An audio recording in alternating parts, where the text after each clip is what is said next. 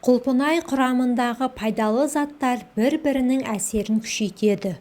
Бұл жидекті үнемі тұтынатын адамдардың Альцгеймер ауруына шалдығу қаупі аз және әдетте мерзімінен бұрын қартаймайды.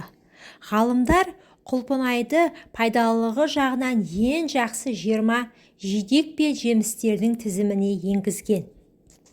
Құлпынайда маңызды микроэлементтер, дәрумендер мен минералдар бар. Олар бізге жас әрі әдемі болуға көмектеседі. Мысалы, С дәрумені тек 100 грамм. Бұл шамамен 6-8 құлпынай жеп, сіз аскорбиннің тәуліктік дозасының жартысынан көбін ала аласыз.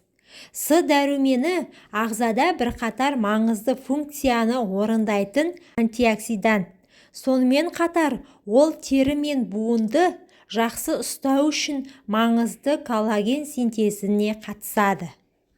100 грамм құлпынайда кремнийдің 3 тәуліктік нормасы бар.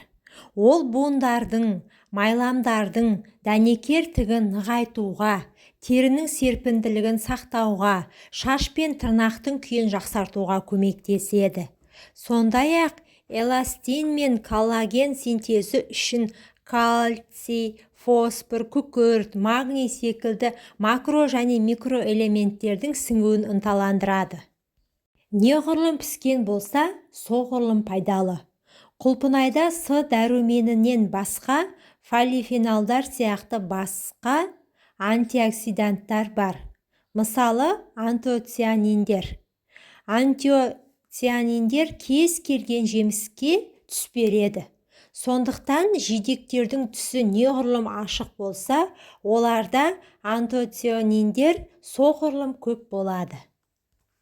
Құлпынайда иммундық жүйенің жұмысы дұрыс зат алмасу үшін маңызды органикалық қышқылдың көп мөлшері бар. Құлпынай ағзаны эллак қышқылымен қамтамасыз етеді. Бұл өте күшті табиғи антиоксидант. Сондай-ақ жидекте эллаготаниндер бар. Олар ағзаға еніп, эллак қышқылына айналады. Бұл қосылыс тамаша пребиотик, яғни біздің микробиота үшін қорек. Денсаулық пен сұлулық көбіне оған байланысты. Мысалы, ішекте улы заттарды залалсыздандыруға, патогендік микроорганизмдардың өсуін тежеуге көмектеседі. Ас қорытуға көмектеседі. Май алмасуға қатысады және В1 дәруменін өңдеу арқылы ағзаны энергиямен қамтамасыз етеді. Ал энергияның жетіспеушілігі ерте қартаюға әкеп соқтыратыны белгілі. Күніне қанша құлпынай жеуге болады? Дені сау адам күніне 300 граммға дейін құлпынай жеуге болады. Ал қант диабетімен ауыратындар күніне 70 граммнан астам құлпынай тұтынбағаны дұрыс.